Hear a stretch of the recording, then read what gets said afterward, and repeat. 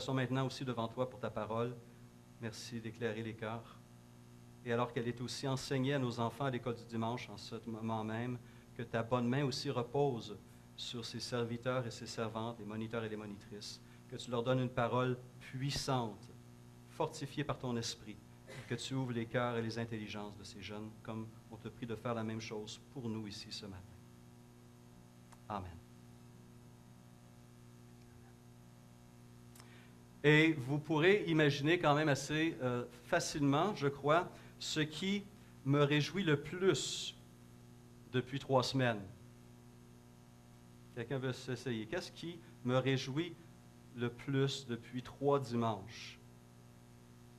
La possibilité d'offrir à nouveau l'école du dimanche à nos enfants, de voir les familles revenir à Renaissance, d'avoir des services en présentiel, un nouveau terme, n'est-ce pas, avec nos jeunes, avec nos moniteurs, et de leur offrir cet accompagnement et cet encadrement spirituel tellement, tellement important. Au cours de la dernière année, Claude Addo et moi et son équipe, on a essayé de réfléchir à différentes façons de relancer ces classes-là, mais les vagues successives de COVID et les mesures sanitaires nous empêchaient de le faire. 18 mois plus tard, ça y est, enfin, merci Seigneur. Et on se réjouit donc de voir les familles revenir et les enfants à nouveau être à l'écoute et réunis aussi avec leurs amis. Ça aussi, c'est une dimension importante qu'on ne peut pas sous-estimer. Et je dois vous dire que pendant ces 18 mois-là, et les derniers mois tout particulièrement, je me sentais un peu comme Jésus. Ça fait du bien de se comparer, n'est-ce pas? Une personne comme Jésus.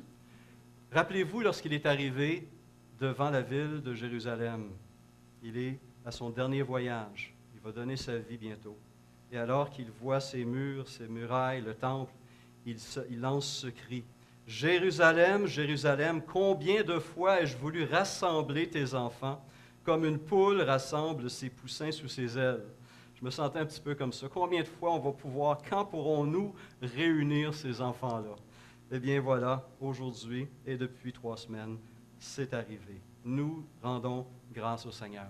Et c'est la raison pourquoi on a lancé un deuxième culte aussi. On veut, puisqu'on n'a pas l'équipe pour offrir l'école du dimanche aux 2 cultes, mais on veut avoir le plus de place possible disponible pour les familles. On a lancé ce deuxième culte de 11h, 9h et 11h. Et à 11h, l'équipe de l'école du dimanche est sur place. Et donc, les familles, tout particulièrement, sont invitées à se joindre à nous et d'offrir à leurs enfants ce ministère de l'Église.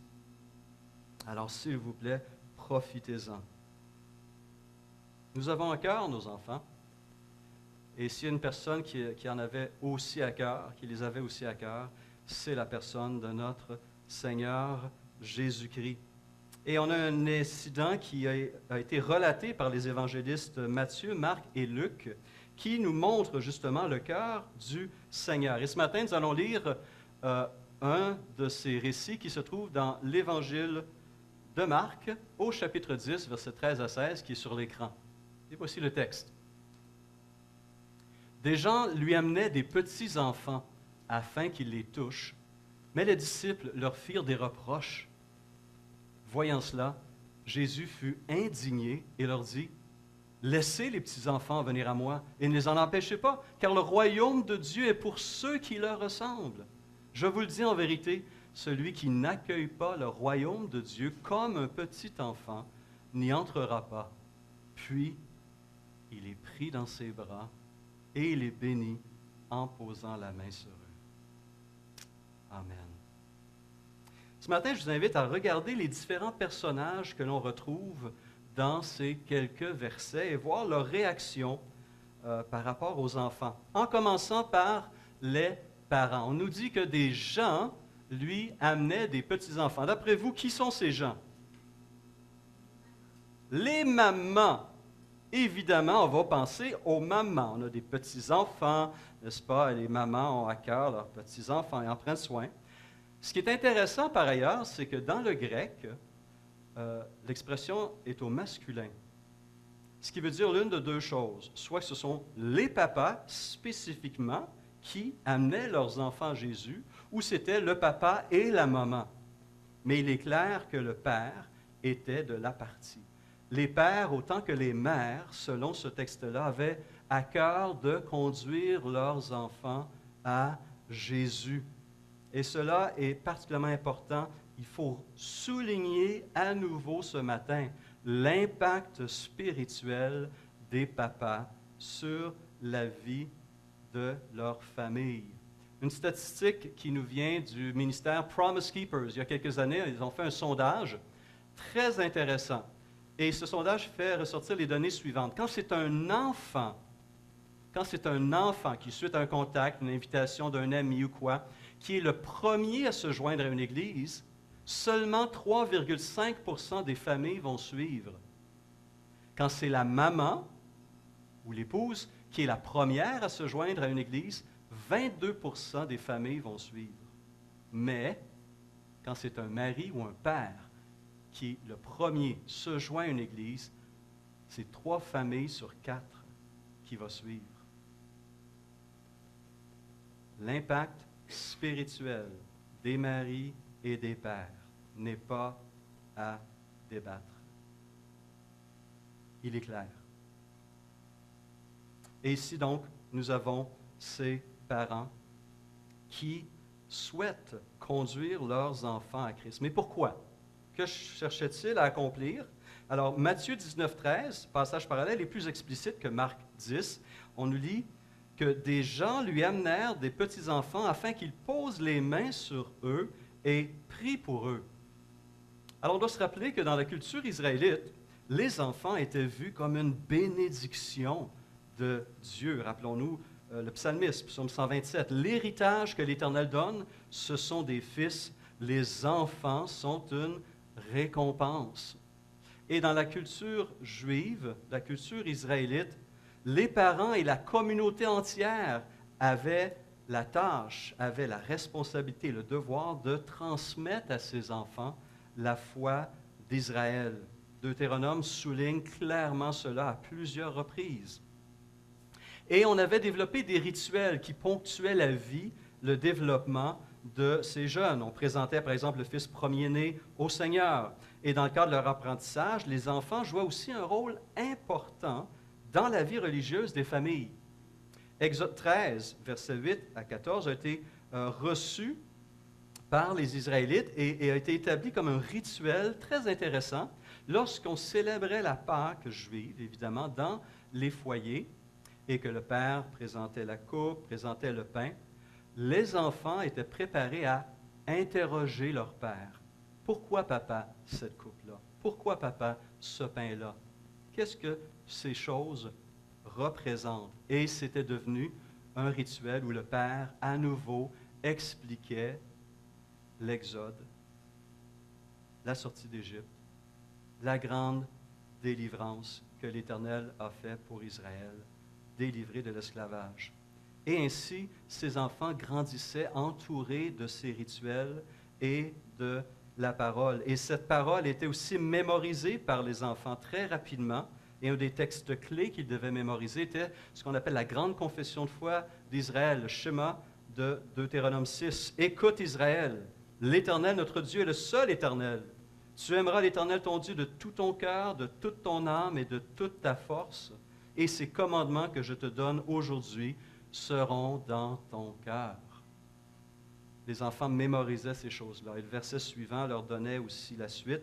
Tu les inculqueras à tes enfants et tu en parleras quand tu seras dans ta maison, quand tu iras en voyage, quand tu te coucheras et quand tu te lèveras. Et donc, lorsque Jésus arrive en Israël, il était à l'époque donc courant d'amener ses enfants à des hommes connus pour leur piété afin qu'ils les bénissent et qu'ils prient pour eux. Et au premier anniversaire d'un enfant, on l'amenait à la synagogue afin que le rabbin le bénisse. On imposait les mains sur l'enfant et on demandait la bénédiction de Dieu sur lui. Et donc, ces parents ici, ces gens dont on parle dans le texte, étaient des parents qui désiraient naturellement voir leur enfant béni. Et ils venaient, bien sûr, à la meilleure personne qui soit, à Jésus. Qu'en est-il des apôtres? Malheureusement, les apôtres ne voyaient pas la chose de la même façon. Marc nous dit qu'ils leur firent des reproches. Ils ont reproché aux parents qui amenaient ces enfants de quoi, on ne sait pas exactement. Déranger, en demander trop. Pourquoi l'Évangile ne le précise pas? Peut-être qu'ils voulaient simplement protéger Jésus. Hein. Partout où Jésus allait, des foules accouraient. On était rapidement submergé de gens, pressés de tous côtés. Et peut-être qu'ils voulaient simplement protéger le Maître. Peut-être, pensait-il que Jésus avait des choses plus importantes à faire que de prendre des enfants dans ses bras et les bénir. Après tout, les enfants, qu'est-ce qu'ils comprennent des enseignements de Jésus, des miracles de Jésus? N'est-ce pas? C'est des adultes qu'il faut parler. Pourtant, si ces enfants avaient été malades ou possédés, les apôtres auraient été les premiers, n'est-ce pas, à conduire ces enfants à Jésus. Et essentiellement, ce que cela communique, c'est que les apôtres se préoccupaient davantage de la santé physique des enfants que de leur santé spirituelle. Marc Leblanc, après le culte, le premier culte de 9 heures, est venu voir, dit, Stéphane, j'ai bien aimé ta remarque, et il dit, remarque aussi ce que ça communique aux enfants, c'est que on vient à Jésus seulement quand ça va mal. Et on n'apprend pas à aller à Jésus aussi quand ça va bien. Ça, j'ai trouvé cette remarque très pertinente. Et pourtant, Jésus avait communiqué clairement son intérêt pour les enfants. Quelques versets plus tôt, Marc 9, 35, alors que les apôtres se disputaient entre eux pour savoir qui était le plus grand. Jésus, verset 35, appela les 12 et leur dit, « Si quelqu'un veut être le premier, il sera le dernier de tous et le serviteur de tous. » Et il prit un petit enfant, donc il est en train d'enseigner, il est avec les apôtres, n'est-ce pas? Et voilà, il y a un enfant qui est là. Intéressant, hein? Il y avait des enfants autour de Jésus. Il prit un petit enfant, le plaça au milieu d'eux, et l'ayant pris dans ses bras, il leur dit, « Quiconque reçoit en mon nom un de ces petits-enfants me reçoit moi-même. Et quiconque me reçoit non pas moi, mais celui qui m'a envoyé. » Et il y a cet avertissement bien connu en Matthieu 18, versets 6 et 10. « Si quelqu'un fait trébucher un seul de ces petits qui croient en moi, il vaudrait mieux pour lui qu'on suspende à son cou une meule de moulin et qu'on jette au fond de la mer. » Faites bien attention, verset 10, de ne pas mépriser un seul de ces petits, car je vous dis que leurs anges dans le ciel sont continuellement en présence de mon Père céleste. Et voilà, après avoir entendu ces choses, que les apôtres font de l'obstruction spirituelle. Renversant. Ils s'interposaient entre Jésus et ses enfants et les empêchaient de venir à lui. Si les apôtres peuvent commettre cette erreur-là, cette faute-là, on peut aussi le commettre. Et donc, en tant que parents, on doit être particulièrement vigilant de ne pas mettre aucun obstacle sur le chemin de nos enfants. Donc, il ne faut pas commettre des erreurs par imposition, en commettant quelque chose, en omettant de faire le bien. Pas seulement en ne faisant pas le mal, mais en oubliant de faire le bien. Et on peut le faire de bien des manières. On peut mettre des obstacles dans la vie de ses enfants, leur nuire de bien des manières. Des fois, on peut être bien intentionné, mais ça peut venir par simple négligence, n'est-ce pas?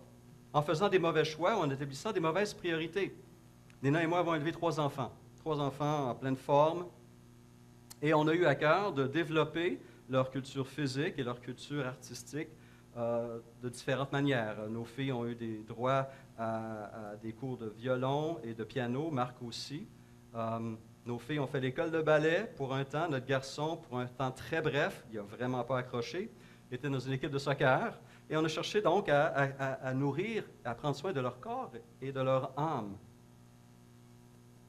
Il y avait plein d'autres activités parascolaires, des voyages qu'on a fait dans la famille à Nina aux Pays-Bas, et donc d'exposer à toutes sortes de cultures et de gens.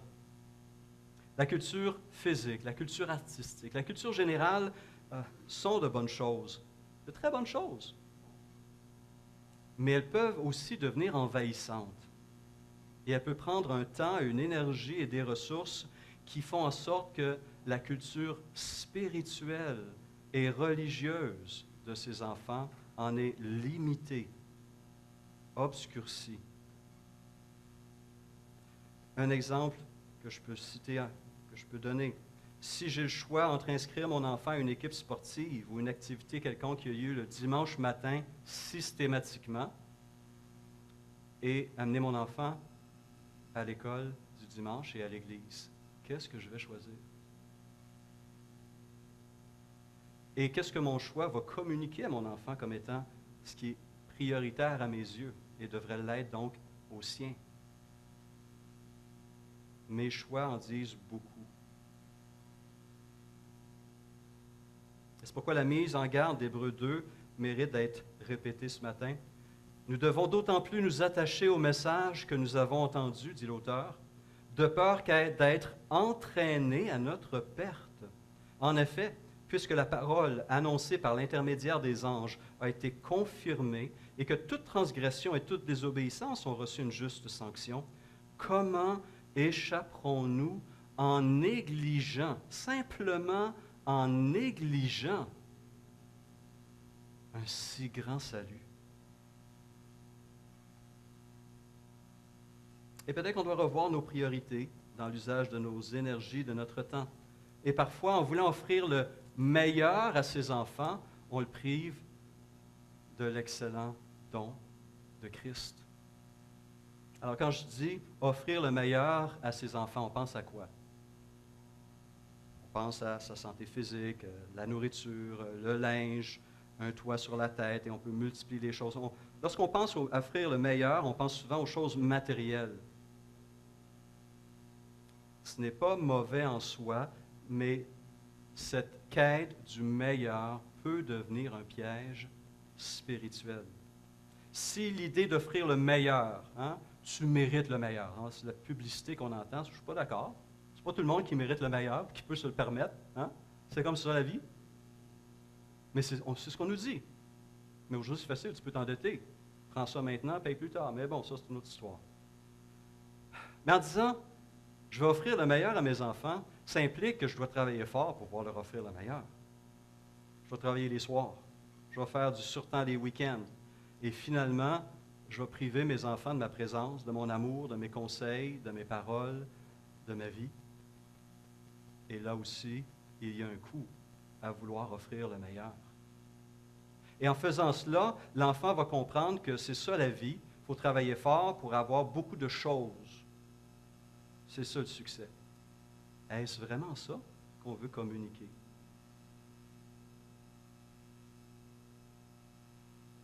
En fin de compte, si on a le choix entre les deux, certains peuvent faire les deux, mais pas tous. Mais si le choix, c'est de conduire mon enfant à son activité sportive du dimanche dans la minivan de l'année contre le plus, non, je me trompe. C'est de conduire mon enfant au Seigneur qui est important. Si c'est de penser de lui offrir une plus grande maison, il va avoir sa propre chambre, il va avoir toutes ces choses-là, la priorité, c'est de faire de mon enfant un Jean de la maison de Dieu, pour reprendre l'expression d'Éphésiens 2,19. Et je me demande si ce n'était pas ici, justement, l'erreur de jugement des apôtres. Ils croyaient que Jésus avait quelque chose de plus important à faire que de bénir ses enfants au nom du Père. Et on doit donc examiner aussi les autres sphères de sa vie.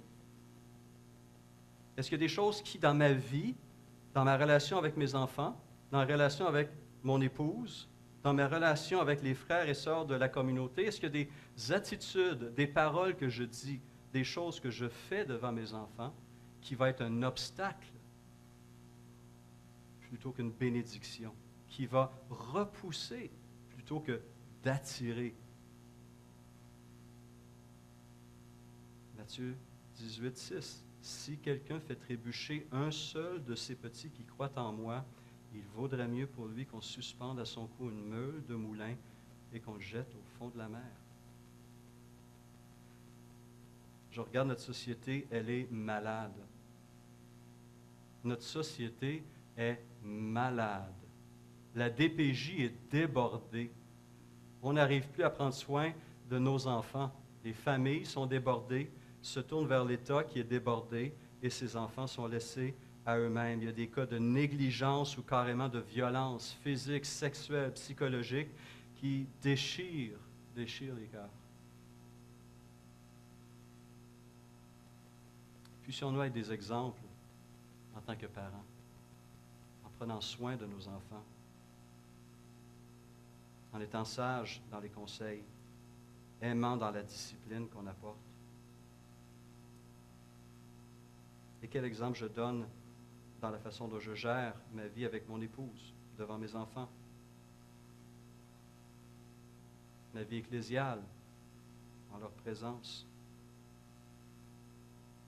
On peut être un obstacle aussi en ayant une conception fausse de la nature humaine. Certains parents chrétiens pensent que les enfants sont moralement neutres et qu'ils doivent déterminer eux-mêmes ce qui est bon pour eux. Chaque personne est unique, chaque personne a ses besoins, il faut lui laisser l'espace pour qu'il explore et qu'il découvre.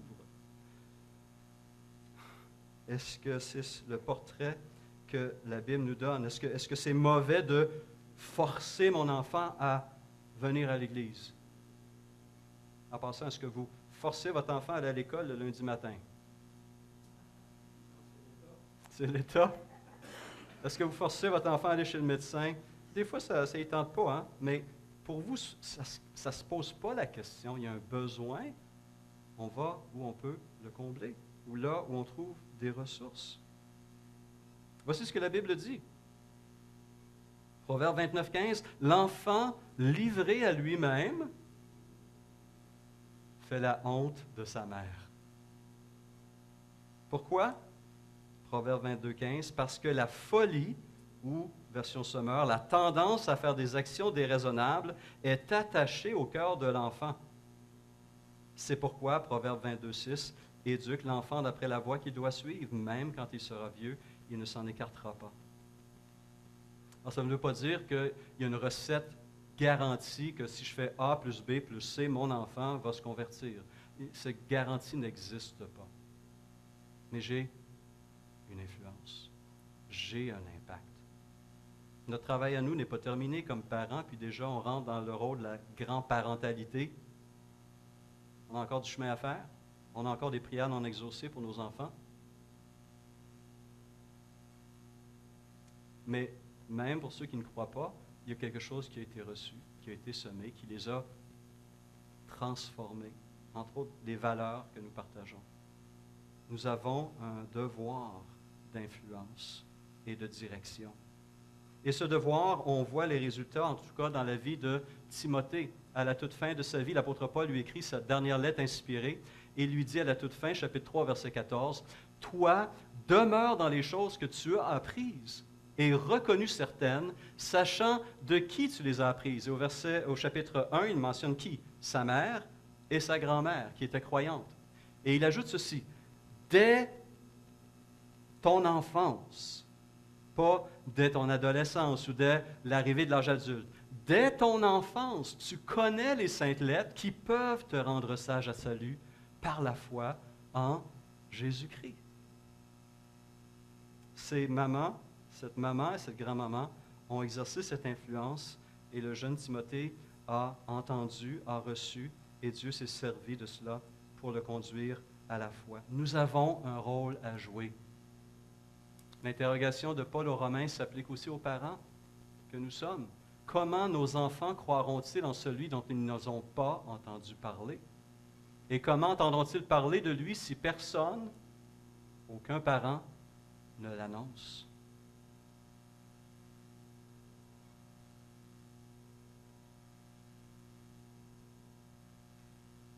On peut être un obstacle aussi d'une autre manière en exerçant une discipline trop sévère. On peut être soit trop laxe, on laisse notre enfant faire parce qu'il est moralement neutre et puis, ou fondamentalement bon, et puis il va faire ses propres choix, puis ce n'est pas à moi.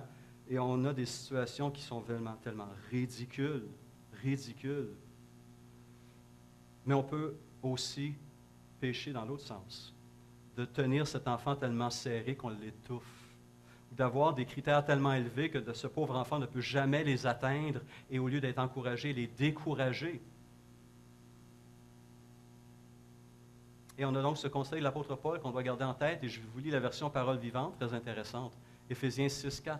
Vous, les parents, n'exaspérez pas vos enfants par une sévérité excessive, afin qu'ils ne conçoivent pas d'amers ressentiments contre vous. Éduquez-les comme le Seigneur nous éduque, en vous inspirant de ses conseils pour les avertir et les reprendre.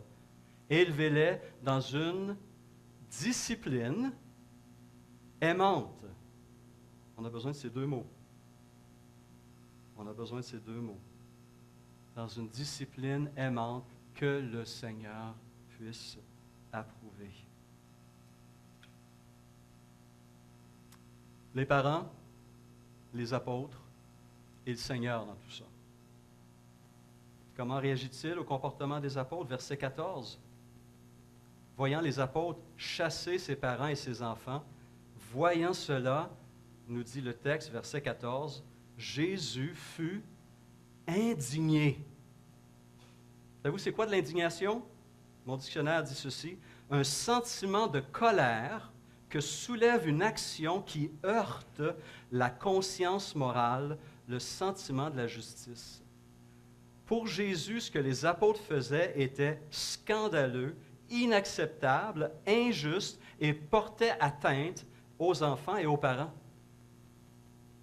Et notez que c'est la seule place dans les évangiles, dans cet incident-là, où Jésus manifeste ce genre d'émotion, de l'indignation contre ses propres disciples. Pourquoi? Il donne la raison. Laissez les petits-enfants venir à moi et ne les empêchez pas, car le royaume de Dieu est pour ceux qui leur ressemblent. Je vous le dis en vérité, celui qui n'accueille pas le royaume de Dieu comme un petit enfant n'y entrera pas. Qu'est-ce que ça veut dire, ça? Et je vous lis une note qui se trouve dans ma Bible d'études, Vie nouvelle. Il explique ainsi. Un adulte qui vient à la foi, il vient avec son lot d'expérience et ne peut pas retomber dans l'innocence de l'enfance. Jésus ne nous demande pas de laisser nos expériences de côté, mais de changer d'attitude. Le sentiment d'autosuffisance doit céder la place à l'aveu que nous avons besoin du Dieu souverain. La volonté de nous justifier à la capacité de nous humilier devant le Dieu saint. L'inflexibilité et le scepticisme à la volonté de nous laisser façonner par le Dieu d'amour. Les enfants ne se croient pas supérieurs, parfaitement justes, ni totalement autonomes. Ça, c'est ce que les adultes s'imaginent être. Venir à Jésus implique que nous acceptions d'être l'objet de sa bienveillance, reconnaissions nos besoins et lui remettions les rênes de notre vie. Fin de la citation.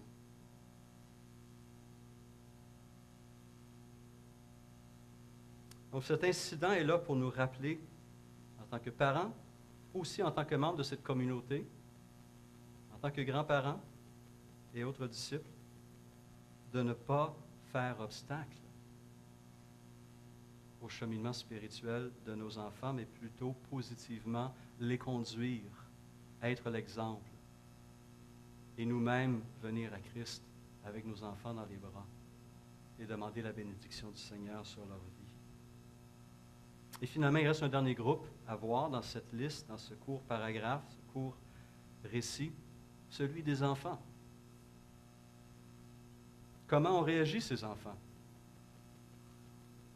Dans le passage parallèle de Luc 18, 16, Luc précise que Jésus, avant même de reprendre les apôtres, appela les enfants. Alors que les apôtres, les chouchous, allez-vous-en, Jésus intervient immédiatement et dit, non, venez les enfants, venez. Je veux vous bénir, je veux vous prendre dans mes bras, je veux vous aimer. Vous êtes les bienvenus. Et les enfants ont répondu à l'appel. Ils sont venus au Seigneur et le Seigneur les a pris dans ses bras et le Seigneur les a bénis. Les enfants étaient naturellement désireux de venir dans les bras de cet homme remarquable. Ce C'est intéressant, statistiquement, plus on vieillit, moins on accumule tellement de bagages, comme la Bible Vie Nouvelle le mentionnait, que parfois ce bagage qu'on a en tant qu'adulte devient un obstacle aussi. Des raisonnements, des pratiques, des conceptions de la vie, l'orgueil, n'est-ce pas? Qui, moi, m'humilier, aller devant Dieu? Les enfants sont moins affectés encore, ils le sont, mais moins. Statistiquement, j'ai trouvé ce chiffre intéressant. Une étude qui avait été faite dans une église composée de 1000 chrétiens. 548 de ces 1000 chrétiens, donc un peu plus de la moitié, se sont convertis alors qu'ils avaient moins de 20 ans. 337 entre 20 et 30 ans, 96 entre 30 et 40, 15 entre 40 et 50, 3 conversions seulement sur 1000 entre 50 et 60 et une seule sur 1000 entre 60 et 70. Les enfants sont réceptifs à l'Évangile et au Seigneur. Dieu veut les toucher. L'exemple que j'ai, c'est une de notre sœur, Sylvia Riquelme. Savez-vous à quel âge Sylvia s'est convertie? À l'âge de 5 ans. Elle a appris, ses parents évidemment l'amenaient à son église, elle était à l'école du dimanche et elle a appris qu'un prédicateur évangéliste venait dans son église pendant une série pour apporter une série de messages et elle a demandé au moniteur de venir la chercher lorsque ce prédicateur allait prendre la parole et elle était dans la salle principale pour entendre ce prédicateur et lorsqu'il a lancé son appel, petite Sylvia, 5 ans, s'est avancée.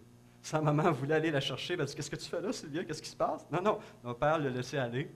Elle s'est avancée et elle a reconnu Jésus comme son Seigneur et son Sauveur à l'âge de 5 ans. Et pour elle, on en parlait cette semaine, dans sa voix, il y a encore des larmes, une émotion profonde. Pour elle, c'est clair. Le Seigneur l'a touché, le Seigneur l'a pris à l'âge de 5 ans. Les enfants sont réceptifs aussi. Et c'est donc important pour nous aussi de les conduire et d'enlever tout obstacle. Bien des enfants vont manifester une attitude parfois plus ouverte envers Christ que bien des adultes. Et ces enfants, dans ce récit, ont répondu à l'appel de Jésus. Ils ont été enlacés, embrassés et bénis. Ce matin, j'aimerais poser la question à ceux qui sont ici ou qui nous écoutent sur Zoom. Est-ce que quelqu'un encore ce matin qui n'a pas répondu à l'appel du Seigneur Jésus? Est-ce que quelqu'un qui n'est pas encore venu vers lui pour être béni par notre Sauveur? Parce que son invitation demeure encore ouverte, n'est-ce pas? Venez à moi, dit-il, vous tous qui êtes fatigués et chargés, et je vous donnerai du repos. Déjà, Ézéchiel parlait de ce que Dieu veut faire dans la vie des personnes qui viennent à lui. Il dit, « Je répandrai sur vous une eau pure et vous serez purifiés. Je vous purifierai de toutes vos souillures. Je vous donnerai un cœur nouveau et je mettrai en vous un esprit nouveau. J'ôterai de votre corps le cœur de pierre et je vous donnerai un cœur de chair. Je mettrai mon esprit en vous et je ferai en sorte que vous suivrez mes ordonnances et que vous observiez et pratiquiez mes lois. » Et Jean ajoutera, à tous ceux qui l'ont reçu, à ceux qui croient en son nom, il a donné le pouvoir de devenir, quoi? Enfants de Dieu. Je ne peux pas donner le meilleur à mes enfants. Je ne peux pas sauver mes enfants. Il n'y a personne qui peut sauver ses enfants. Mais je peux les conduire à celui qui peut les sauver et qui veut leur offrir la vie éternelle et les inviter à devenir citoyens de son royaume. Et la meilleure des bénédictions est résumée dans cette parole de Jésus en Matthieu 25. « Venez, vous qui êtes bénis de mon Père, prenez possession du royaume qui vous a été préparé dès la fondation du monde. » Puissions-nous être utilisés par Dieu pour conduire nos enfants, nos petits-enfants, un jeune de notre communauté, que nos moniteurs actuellement puissent voir cela de leurs yeux auprès des jeunes dont ils ont la charge et ainsi être bénis et touchés. Amen. Amen. Eh bien, ce matin, j'ai une belle chose encore pour vous.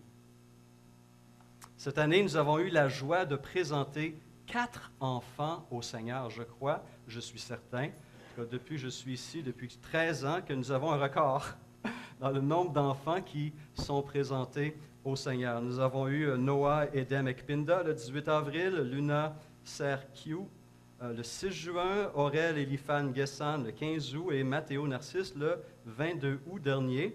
Eh bien, ce matin, nous avons la joie de vous présenter et de présenter au Seigneur Manaë Talia Declet.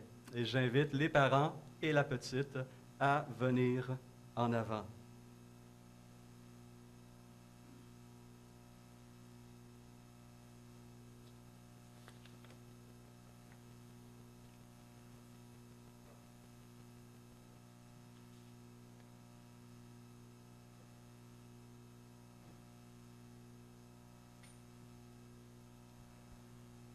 Alors, Manaë Talia, dont le nom veut dire, j'espère que je ne prends pas les paroles, mais là, son nom, Manaë Talia, veut dire « notre partage et notre rosée de Dieu ». Voici les 2 prénoms choisis par Timothée et Joletta. Est née le 19 juin dernier. Et si vous êtes membre de cette communauté, vous savez que les 2 premiers mois n'ont pas été de tout repos pour elle et pour les parents. En 2 mois, en moins de 2 mois, 4 hospitalisations, des inquiétudes, perte de poids, etc., avant qu'on puisse trouver le problème et régler, merci Seigneur, le problème. Et donc, ce matin, Timothée et Joletta veulent présenter au Seigneur leur petite, et en commençant avec un mot de témoignage. Alors, je vous invite à dire quelques mots. Bonjour tout le monde. C'est une vraie joie pour nous d'être devant vous. Pour vous présenter Manaë Talia. Pour ceux qui ne connaissent pas notre petite histoire, elle a commencé en arrivant ici au Canada où le Seigneur nous a laissé un verset. Lors d'une méditation quotidienne, ce verset est resté dans notre cœur. C'est Josué 14, verset 9. Et je vais laisser Joletta raconter un peu la suite du parcours de cette grâce que le Seigneur nous a fait. Je n'ai pas mon téléphone avec moi, donc je ne peux pas lire. Mais en fait, ce verset disait que cette terre où nous sommes établis sera votre héritage à vous et à votre descendance. Sauf que, pour ceux qui ne le savent pas, il y a de ça, bien 10 ans de ça, j'ai été diagnostiquée atteinte d'une endométriose sévère. Donc, selon les spécialistes que j'ai vus, que ce soit en France ou au Canada, je ne pouvais pas avoir d'enfant, ni mener à terme une grossesse. Et donc, avoir à cœur le verset qui nous disait qu'on aurait une descendance était certes magnifique, mais c'était une vraie démarche de foi en se disant comment ce serait possible. Donc, en janvier 2020, alors que je voyais pour une énième fois un spécialiste qui me disait encore une fois qu'il m'était impossible d'avoir un enfant, 9 mois plus tard, j'apprenais que j'étais enceinte. Donc, c'était un vrai sujet de joie. Et on voulait vraiment,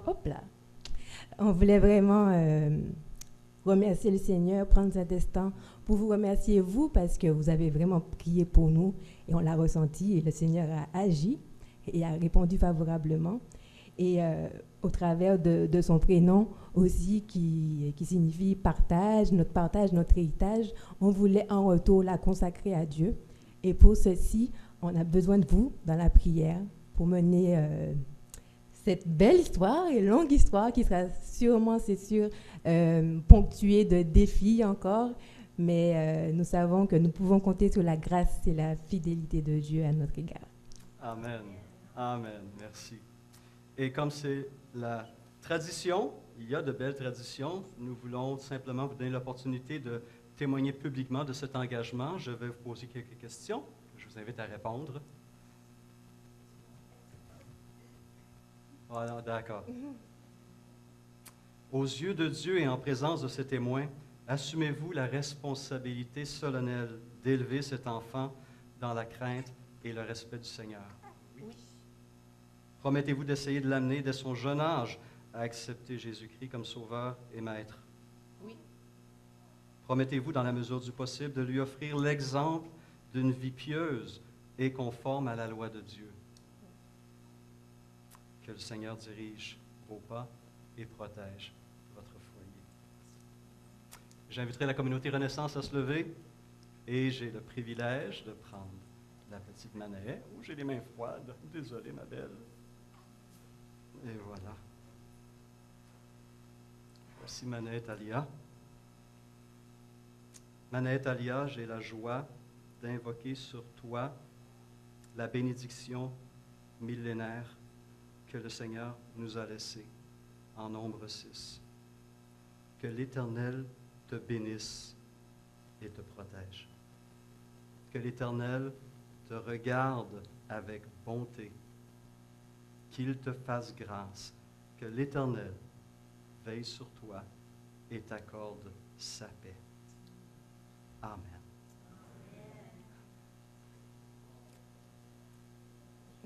Voilà, tout tranquille. Ça dépend. Oui, ça dépend. Le timing est bon. Voilà. Hein? Seigneur, nous te remercions. Nous te remercions pour ce cadeau merveilleux que tu as fait à la famille de Clay McDoom, la joie de porter cette fille dans leurs bras. Seigneur, tu as entendu ces prières et on te prie d'entendre les nôtres encore ce matin. Que ta bénédiction continue à être déversée dans la vie de cet enfant et dans la vie de ses parents, dans cette famille qui te connaît et qui t'aime. Et que ta grâce les porte jour après jour après jour. Amen. Je vous invite à vous rasseoir et nous avons une dernière chose pour vous. Les parents veulent nous présenter, nous offrir un cantique qui sera joué sur l'écran, intitulé « Je ne crains rien ». Et ce qui est particulier, c'est que notre sœur Joletta aimerait aussi, on dit signer le chant dans le langage des sourds-muets. Pourquoi? Parce qu'en fait, c'est un chant que j'ai beaucoup écouté quand j'étais enfant et qui continue encore à me suivre au quotidien. Et pourquoi avec la langue des signes? Parce que c'est une langue qui me tient à cœur et que je commence à initier Manaë à ça. Merci beaucoup.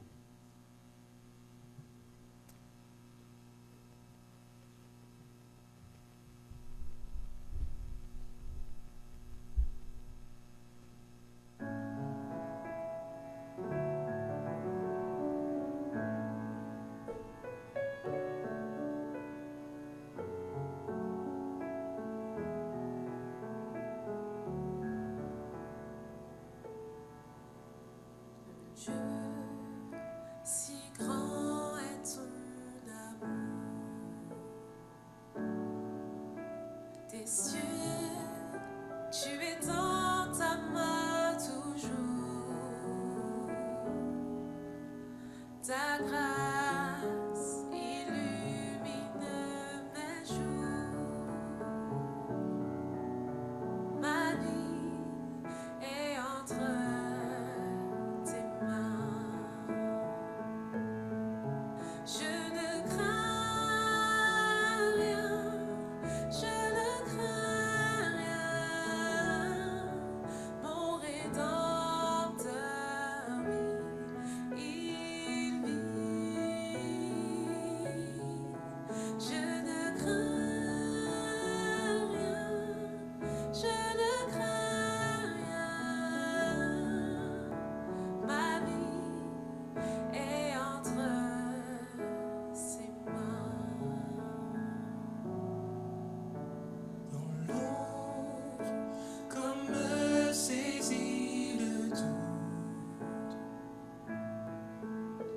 ta paix vient éclairer ma route,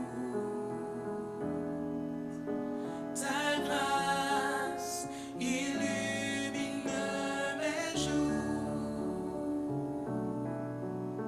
ma vie est entre ses mains,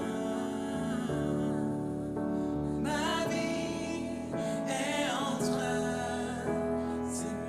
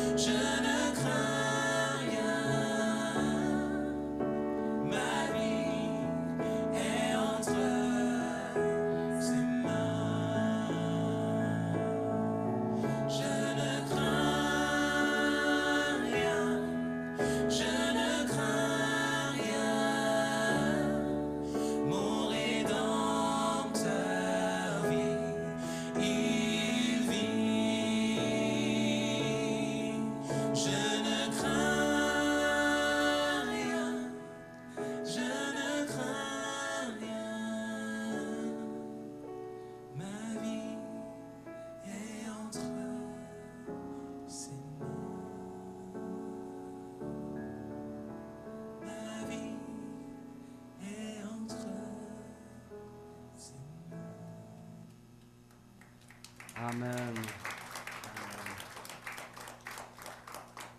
Ne crains rien car je suis avec toi. Ne promène pas des regards inquiets car je suis ton Dieu. Je te soutiens de ma droite triomphante, nous dit le Seigneur. Merci de nous partager ce beau cantique. Je mettrai le lien dans la lettre de nouvelles de cette semaine. Je pense que plusieurs voudront le réécouter et le chanter. Merci pour ce beau cadeau aussi. On voudrait vous laisser un petit certificat qui rappelle cette journée importante dans la vie de Manaet Aliyah et dans la vôtre. Que le Seigneur vous fortifie. Merci.